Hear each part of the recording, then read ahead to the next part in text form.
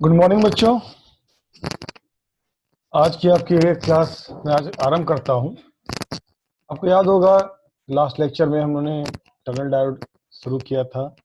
आज उसी tunnel diode के वीआई कैरेक्टरिस्टिक को आज समझने की कोशिश करेंगे। और आप जानते हैं जब भी वीआई कैरेक्टरिस्टिक को डिस्कस किया जाता है तो तीन डिफरेंट कंडीशन में इसको हम लोग डिस्कस करते हैं। एक तो पहला कंडीशन होता है कि जब आपने टनल डायोड के अक्रॉस कोई पोटेंशियल डिफरेंस नहीं अप्लाई किया है, यानी कोई ईएमएफ सोर्स से नहीं जोड़ा है, किसी बैटरी से नहीं जोड़ा है, तो इसका मतलब है कि वो एक अनबायस्ड कंडीशन में है। जैसा कि आप फिगर में भी देख पा रहे होंगे, स्लाइड में भी देख पा रहे होंगे कि पहला अनबायस्ड की बात हो रही है। और अगर आपने इसको जो है किसी विशेष पोलैरिटी में, किसी विशेष बाइसिंग में आपने इसको जोड़ रखा हुआ है, उसके अकॉर्डिंग उसको आप फॉरवर्ड बायस्ड या रिवर्स बायस्ड कहते हैं। तो फिलहाल सबसे पहले उन्होंने, आपको याद होगा कल के लेक्चर में अनबायस्ड के बारे में हमने पढ़ा भी था कि अगर टनल डायोड जिसमें जो है काफ़ी हाई लेवल ऑफ डोपिंग की जाती है, जहाँ डोपिंग जो एजेंट है जो मिलाए जाते हैं उनकी कंसंट्रेशन काफ़ी हाई होती है, जिसकी वजह से डिप्लेशन रीजन जो है काफ़ी थिन होता है। तो अगर ऐसा आप करते हैं तो उसका एक असर ये होता है कि जो एन साइड का कंडक्शन बैंड है, आपको ध्यान होगा वैलेंस बैंड नीचे रहता है, कंडक्शन बैंड ऊपर होता है। और एन साइड का है तो ऑब्वियसली इसमें जो चार्ज कैरियर होंगे, मेजॉरिटी चार्ज कैरियर होंगे वो इलेक्ट्रॉन्स होंगे, और माइनॉरिटी चार्ज कैरियर के तौर पे होल होंगे। जबकि पी साइड का अगर होगा तो वहाँ पर मेजॉरिटी चार्ज कैरियर के तौर पे होल होंगे और माइनॉरिटी चार्ज कैरियर के तौर पे इलेक्ट्रॉन होंगे। ओके, सो अगर टनल डायोड को अगर आप एग्जामिन करें, इसके एनर्जी लेवल को एग्जामिन करें, तो जो एन साइड है, एन साइड का जो कंडक्शन बैंड होता है वो पी साइड के वैलेंस बैंड के बिल्कुल आमने सामने आ जाता है। तो आमने सामने तो फिगर में बनाते समय तो हम लोग आमने सामने जैसा दिखाते हैं, लेकिन कहते हैं हम इस तरीके से कि नहीं, वो ओवरलैप करने लगता है। क्योंकि आप जानते हैं कि एनर्जी एनर्जी की बात यहाँ पर हो रही है, कोई फिजिकल क्वांटिटी की बात नहीं हो रही कि वहां पे कोई चीज दिखने वाली हो कि आमने सामने हो जाए। मतलब यहाँ पर ये कि एनर्जी के दोनों की वैल्यू लगभग सेम हो जाती है। इस वजह से जो है वो आ, हम उसको बोलते हैं कि वो ओवरलैप कर रहे हैं। करेक्ट। तो जैसा कि आप देख पा रहे होंगे इस फिगर में, गौर कीजिएगा। मैं इसके वैलेंस बैंड को मैंने एक्सप्लेन किया हुआ है कि ये जो ब्लू कलर की लाइन ड्रॉ की हुई है, बोल्ड जो स्मूथ लाइन है या डॉटेड लाइन है, इसके बीच ये वैलेंस बैंड है। लेकिन ये जो रेड लाइन ड्रॉ की हुई है, डॉटेड लाइन और ये स्मूथ लाइन, इसके बीच में कंडक्शन बैंड है। ये हमने पी सेक्शन में आपको दिखाया, ऐसा ही एन सेक्शन में भी है, और ऐसा ही जो है डिप्लीशन रीजन के भीतर भी है। क्या क्या चीज़ें आपको पहले ही गौर कर लेनी चाहिए, जिसको आगे की जो फिगर को हम कंटिन्यू करने वाले हैं विथ स्मॉलर स्मॉलर चेंजेस। तो आप गौर कीजिए कि इसमें जो स्लोप है, अगर आपने गौर किया होगा तो स्लोप जो है ज़्यादा स्टीपर है। अगर आप पी एन जंक्शन से कंपेयर करें तो स्लोप ज़्यादा स्टीपर क्यों है? क्योंकि इसके अंदर हमने डोपिंग ज़्यादा की हुई है। तो जो जो डिप्लीशन रीजन है, इसकी थिकनेस बहुत कम हो जाती है। ऑल्दो यहाँ पर जो फिगर बनाई गई काफ़ी एक्सेगरेटेड है, काफ़ी बढ़ा चढ़ा कर बनाई गई है, तो इसलिए यहाँ पर आपको डिप्लीशन रीजन की विड्थ ठीक ठाक नजर आ रही होगी। लेकिन एक्चुअल में ये कुछ नैनोमीटर की ऑर्डर की होती है। तो चूंकि कुछ नैनोमीटर की ऑर्डर की होती है, इसलिए जो इनका जो पोटेंशियल बैरियर होता है, पोटेंशियल बैरियर यानी वीबी, वो काफ़ी हाई हो जाता है। और इस कारण से जो स्लोप है वो काफ़ी स्टीपर होता है। और आप देख रहे होंगे जो वी बी यानी कि एन साइड से पी साइड के वैलेंस बैंड को कंपेयर करिए, इस रेड लाइन से इधर के रेड लाइन को कंपेयर करिए, एनर्जी डिफरेंस यानी E C P minus E C N करिए या E V P minus E V N करिए, तो आप देखेंगे कि this V that is called V B, और ये वी बी जो है काफ़ी हाई है। So this are the reason why they are so steep. अब किसी बच्चे ने पूछा पी साइड में फर्मी लेवल वैलेंस बैंड के नीचे होगा। हाँ, इसका भी जवाब दे ही देना चाहिए, मैं अभी बताने ही वाला था बेटा। देखिए एक्चुअली क्या होता है कि क्योंकि इसमें डोपिंग बहुत ज़्यादा होती है, और फर्मी लेवल को मैंने पहले भी बताया हुआ है कि फर्मी लेवल का, ऑल्दो हम इसको डिफाइन तो करते हैं कि probability of occupancy of charge carrier है ना के तौर पे, तो ये, लेकिन ये एक्चुअली एक तरह से न्यूट्रल पॉइंट है। ठीक है, न्यूट्रल पॉइंट का मतलब ये हो गया कि इसके ऊपर जितने चार्ज कैरियर एक टाइप के हैं, उतने ही चार्ज कैरियर इसके नीचे भी उसी टाइप के हैं। ठीक है।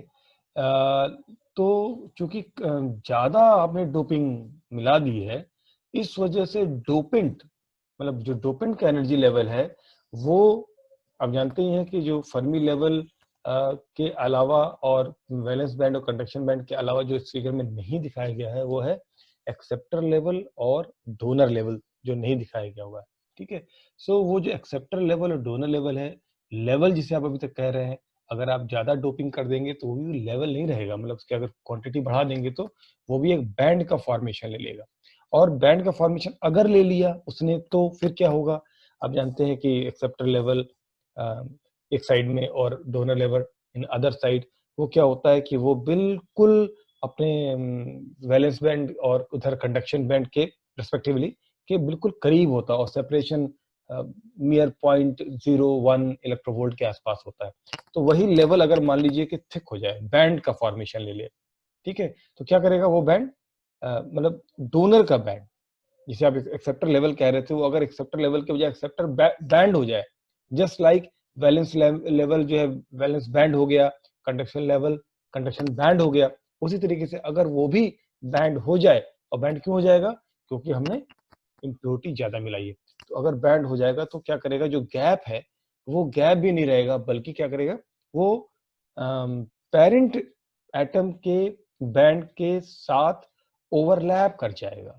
जैसे कि मान लीजिए कि एक्सेप्टर लेवल है पी साइड में, तो एक्सेप्टर लेवल इसके वैलेंस बैंड के से जो भी केवल लेवल होने, जब लेवल था तब तो एक डिस्टेंस थी उनके बीच में, सेपरेशन था 0.01 for the germanium, 0.03 for the silicon, वो सेपरेशन में नहीं रहेगा बल्कि वो बैंड बन जाएगा, तो वो ओवरलैप कर जाएगा वैलेंस बैंड के साथ।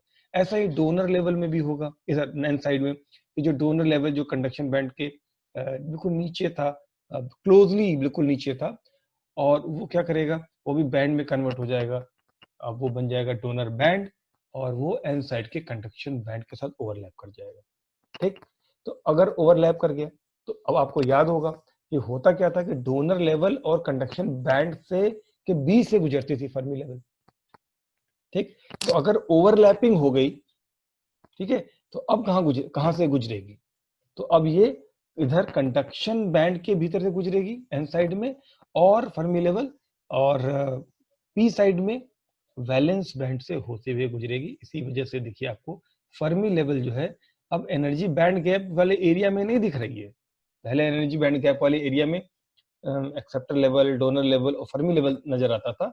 अब जो है फर्मी लेवल वो वैलेंस बैंड के थ्रू गुजरते हुए in P section N section में कंडक्शन बैंड से होते हुए गुजरेगी, परंतु वो अपना लेवल सेम रखेगी जब तक कि वो अनबायस्ड है दोनों ही सेक्शन में, चाहे पी सेक्शन हो चाहे वो एन सेक्शन है, ऑब्वियसली थ्रू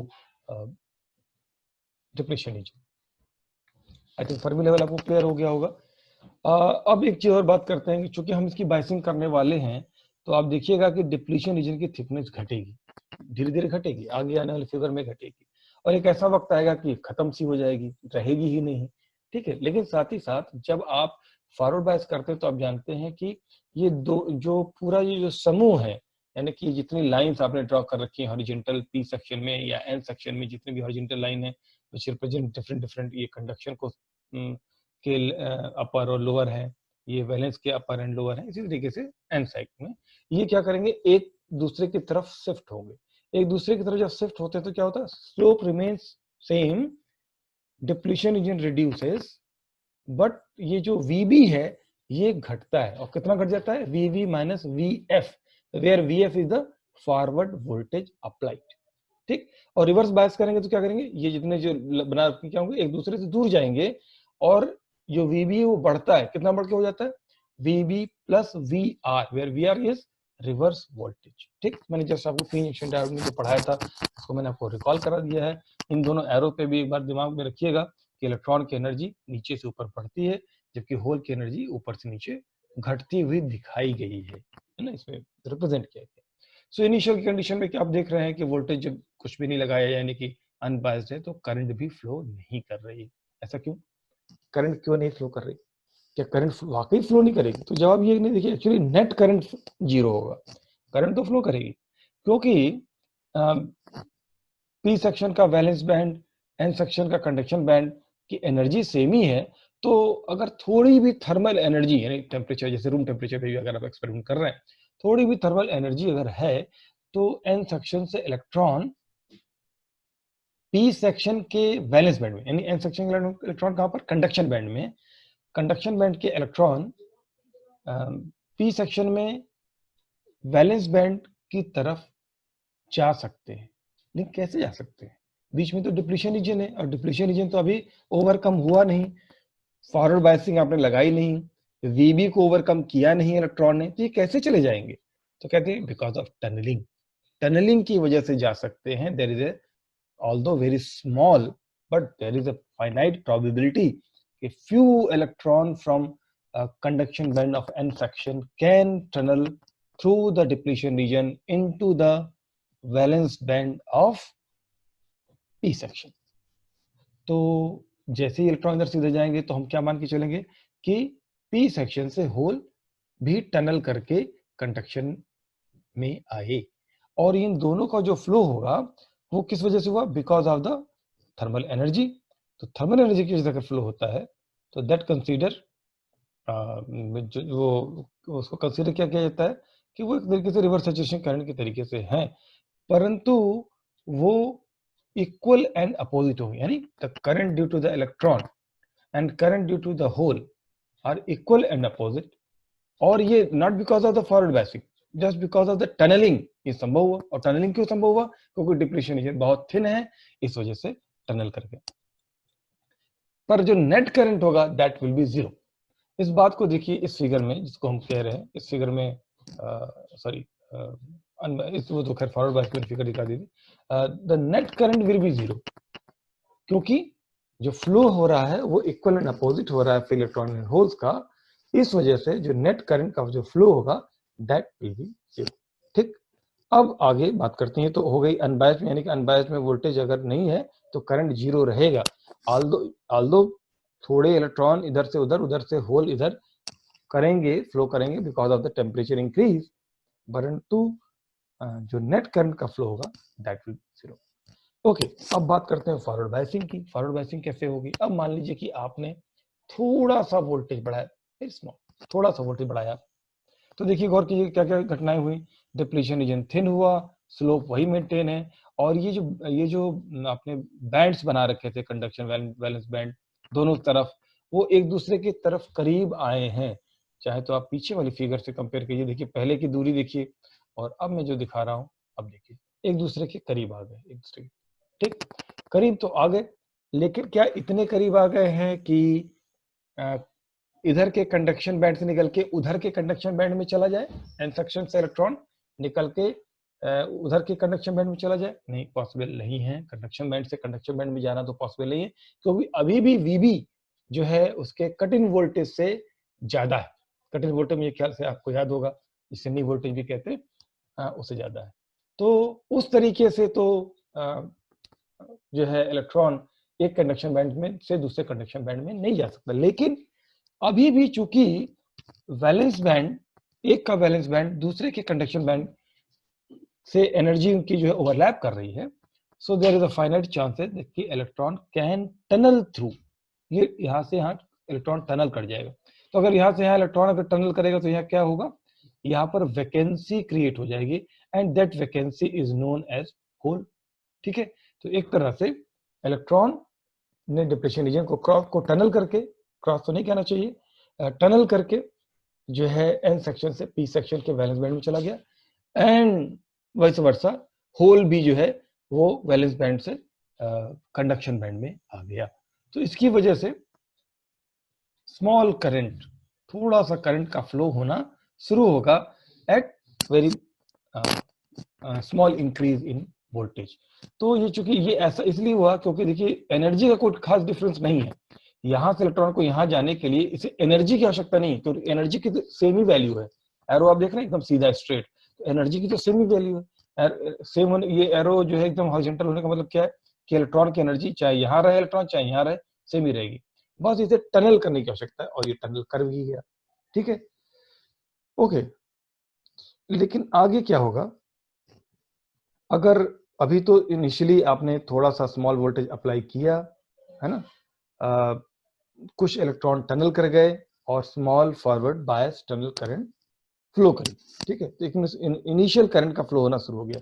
लेकिन अगर आप थोड़ा सा वोल्टेज और बढ़ाएं, थोड़ा सा वोल्टेज को और बढ़ाएं, तो अब आप देखेंगे कि अब भी इलेक्ट्रॉन के एन सेक्शन से पी सेक्शन में जाने की चांसेस ज्यादा बढ़ गई, क्योंकि अब और ज्यादा एनर्जी के वैल्यू की सिमिलरिटी होगी, तो और ज्यादा इलेक्ट्रॉन जो है वो एन सेक्शन से पी सेक्शन की तरफ जाएंगे, and because of that holes will be created in the N section. ये ध्यान रखिएगा, जब भी एन सेक्शन की बात कर रहे हैं तो कंडक्शन बैंड में बोल रहे हैं, और जब पी सेक्शन की बात कर रहे हैं तो वैलेंस बैंड में बोल रहे हैं। ये बताना इसलिए जरूरी है कि जब आप पी जंक्शन डायोड पढ़ते हैं तो वहां पे फॉरवर्ड बायसिंग में क्या होता है, conduction band to conduction band, और valence conduction band to conduction band electron जाता है, और valence band to valence band hole जाता है। यहाँ ऐसा नहीं हो रहा है, यहाँ क्या हो रहा है, conduction band to valence band electron जा रहा है, और valence band to conduction band hole पहुंच रहा है। सो ये थोड़ा सा टनल डायोड और पी जंक्शन डायोड के बीच में अंतर है, इसलिए इसको समझे रहिएगा। तो थोड़ा सा आपने वोल्टेज और बढ़ाया और सारे इलेक्ट्रॉन जाने लगे, और ये देखिए ये जो स्थिति बनी है, अभी जो स्थिति आप देख पा रहे होंगे, इस वक्त बिल्कुल इधर के इलेक्ट्रॉन उधर के होल एकदम आमने सामने हैं, और मैक्सिमम प्रोबेबिलिटी है कि इधर के इलेक्ट्रॉन उधर की ओर टनल कर जाएं। तो जो करंट है वो भी अपने मैक्सिमम की वैल्यू को बहुत जल्दी प्राप्त कर लेता है। आपको मैं वीआई कैरेक्टरिस्टिक पहले भी दिखा चुका हूं कि बहुत स्मॉल वैल्यू ऑफ वोल्टेज पर ही करंट अपना मैक्सिमम वैल्यू प्राप्त कर लेता है, और जिसको क्या बोलते हैं, पीक करंट। और जिस वोल्टेज पे ऐसा होता है उसको वो क्या बोलते हैं, पीक वोल्टेज। तो हम पीक वोल्टेज पे पहुंच गए। अब भी अगर हम फॉरवर्ड बायसिंग को बढ़ाते हैं, मैक्सिमम टर्मिनल करंट तो आपको मिल गया, जिसे आप पीक करंट कह रहे हैं। अब भी अगर आप इसके बावजूद भी वोल्टेज को अगर आप और बढ़ाते हैं तो क्या होगा, तो देखिए अब तो इलेक्ट्रॉन की energy in conduction band and section ज्यादा ही है, यानी तब तो और आसानी से चला जाना चाहिए इधर की ओर, नहीं, लेकिन ऐसा नहीं होगा। होगा ये कि अब अगर आप एरो को गौर कर रहे होंगे, बीच में जो एक एरो बना हुआ है, जिस जो एरो रास्ता दिखा रहा है कि इस तरीके से इसके थ्रू टनल कर सकता था इलेक्ट्रॉन, तो अब इलेक्ट्रॉन के टनल करने की प्रोबेबिलिटी कम हो जाएगी। इसीलिए आप देख रहे होंगे कि इस फिगर में नंबर ऑफ इलेक्ट्रॉन जो टनल करके यहाँ पहुंचे हैं वो घट गए हैं, और number of hole created in the conduction band obviously उतने ही होंगे, इक्वल एंड अपोजिट, वो भी यहाँ पर घट गए। और इधर की ओर अगर आप वीआई कैरेक्टरिस्टिक फॉरवर्ड बायस देख रहे होंगे तो मैक्सिमम करंट पहुंचने के बाद करंट रिड्यूस होना शुरू हो गया है, घटने लगा है, जबकि वोल्टेज आप अभी भी बढ़ा है, घटने लगा। ऐसा क्यों हो गया?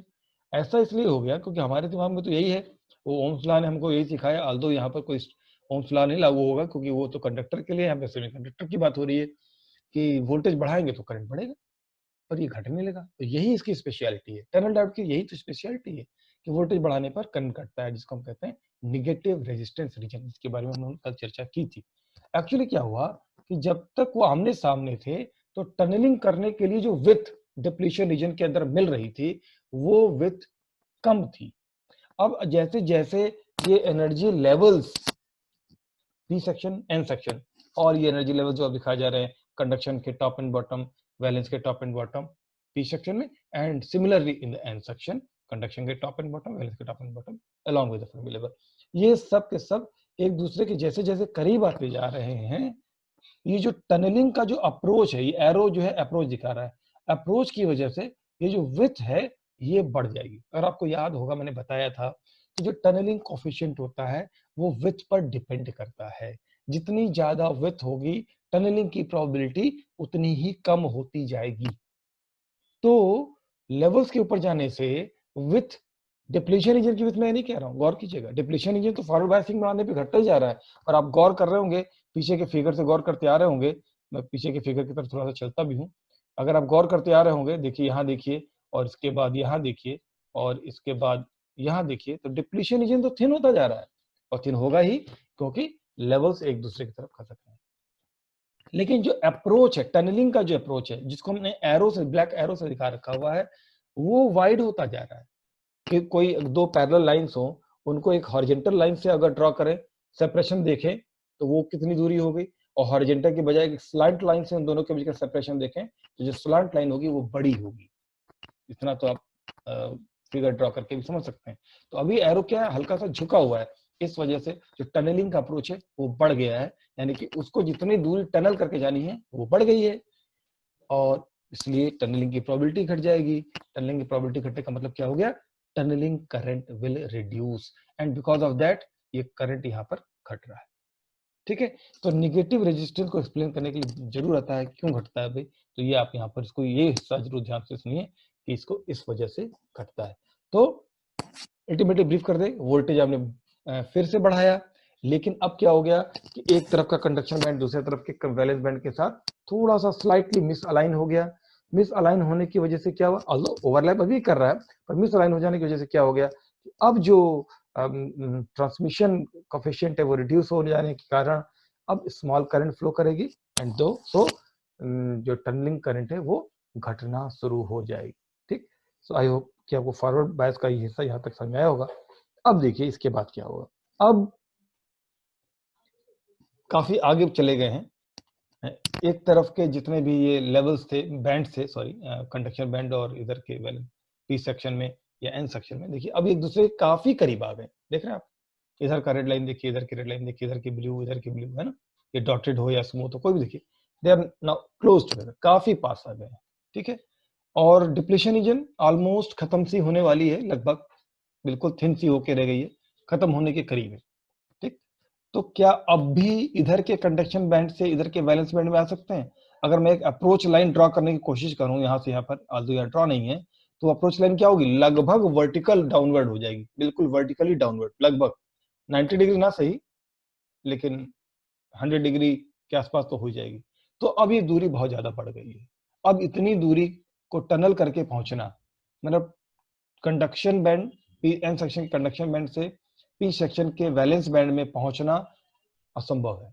तो यानी कि टनलिंग स्टॉप्स, टनलिंग रुक गई, वो ये पॉइंट है यहाँ पर, इस जगह पे टनलिंग रुक गई। अगर वीआई कैरेक्टरिस्टिक में यहाँ इसके बाद टनलिंग नहीं हो रही, इस पॉइंट पर टनलिंग नहीं हो रही है, तो अब फिर भी करंट अब क्या होगा, अब फिर भी करंट अब बढ़ेगा, घटना जो था घट गया। ठीक है, जहां के बाद टनलिंग रुक जाती है, एट दैट वोल्टेज, उस वोल्टेज को बोलते हैं वैली वोल्टेज, आपको याद होगा आपने बताया था, और करंट कॉरस्पॉन्डिंग टू दैट, ठीक है, उसको क्या बोलते हैं, यानी जो नेगेटिव रेजिस्टेंस का सबसे निचला सिरा है उसको बोलते हैं वैली करंट, आईवी, आईवी वीवी से रिप्रेजेंट करते हैं। तो इस वैली वोल्टेज के बाद भी अगर हमने वोल्टेज बढ़ाया तो टनलिंग तो संभव नहीं है, लेकिन चूंकि वीबी काफी रिड्यूस हो चुका है, क्योंकि हमने वीएफ बढ़ाते जा रहे हैं, तो वीबी माइनस वीएफ अब बहुत छोटी क्वांटिटी रह गया, वीबी जो है वीएफ के कंपेरेबल हो गया, कट इन वोल्टेज के बराबर लगभग होने लगा है। तो अब इधर के इलेक्ट्रॉन यानी कि कंडक्शन बैंड के इलेक्ट्रॉन दूसरे साइड के कंडक्शन बैंड में, अभी तक किस में जा रहे थे, वैलेंस बैंड में जा रहे थे, अब हम क्या कर रहे हैं, एन साइड के कंडक्शन बैंड के इलेक्ट्रॉन पी साइड के कंडक्शन बैंड में जा सकते हैं।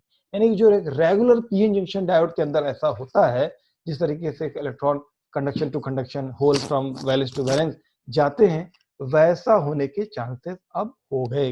इस वजह से now the current will increase just like in PN junction diode. तो उस तरीके से वोल्टेज बढ़ता जाता है, इस तरीके से होल जो है वो वैलेंस बैंड, एक तरफ के वैलेंस बैंड से दूसरी तरफ के वैलेंस बैंड में, और इलेक्ट्रॉन एक तरफ के कंडक्शन बैंड से दूसरी तरफ के कंडक्शन बैंड में जाने लगेंगे, और इस तरीके से करंट बढ़ने लगेगा। सो अब इसके बाद भी अगर आप वोल्टेज को बढ़ाते जाते हैं और बिल्कुल जो उसका वीबी है उससे भी ज्यादा बढ़ा देते हैं, याद है, यानी कटिंग वोल्टेज से भी ऊपर बढ़ा देते हैं, तो अब एन साइड के तो जो लेवल्स हैं वो पी साइड से अब ऊपर चले गए, तब तो इलेक्ट्रॉन के पास एक तरीके से एक्सेसिव एनर्जी हो गई, और उस एक्सेसिव एनर्जी के साथ वो बहुत इजीली, एक्सेसिव एनर्जी को क्या इस्तेमाल करेगा, that acts like A kinetic energy, वो बहुत आसानी से एक्सेसिव इलेक्ट्रॉन के साथ इधर से एन सेक्शन से पी सेक्शन में, और होल फ्रॉम पी सेक्शन से एन सेक्शन में विदाउट एनी ट्रबल, तो कोई समस्या ही नहीं है, उसके बाद तो अधिक एनर्जी के साथ जा सकेगा, और because of that current will increase on increasing the voltage, और ये लगभग उसी कर्व को फॉलो करेगा जो पीएन जंक्शन डायोड का कर्व होगा। वीआई कैरेक्टरिस्टिक में या जो डॉटेड ब्लैक लाइन आप देख रहे होंगे ड्रॉ है, ये पीएन जंक्शन डायोड का फॉरवर्ड कैरेक्टरिस्टिक है, और ये जो ब्लू स्मूथ लाइनें हुई क्या, टनल डायोड का फॉरवर्ड कैरेक्टरिस्टिक है। तो ये जो हिस्सा है आखिरी हिस्सा, ये हिस्सा बिल्कुल पीएन जंक्शन डायोड जैसा ही है, क्योंकि अब इसकी गतिविधि बिल्कुल पीएन जंक्शन डायोड जैसी हो गई, क्योंकि डिप्लीशन रीजन ही खत्म हो गई। अब तो डिप्लीशन रीजन बची ही नहीं, तो डिप्लीशन रीजन बची नहीं, केवल जंक्शन बचा है, डिप्लीशन रीजन नहीं बचा है। तो अब जब डिप्लीशन रीजन ही खत्म हो गया, VF is more than VB, then it acts like a P junction diode. I hope कि आपको फॉरवर्ड कैरेक्टरिस्टिक यहाँ तक बात में समझ में आई होगी। तो ये वाला जो हिस्सा, इसका कोई इस्तेमाल नहीं, क्योंकि हम तो उसकी जगह पी जंक्शन डायोड इस्तेमाल कर सकते हैं।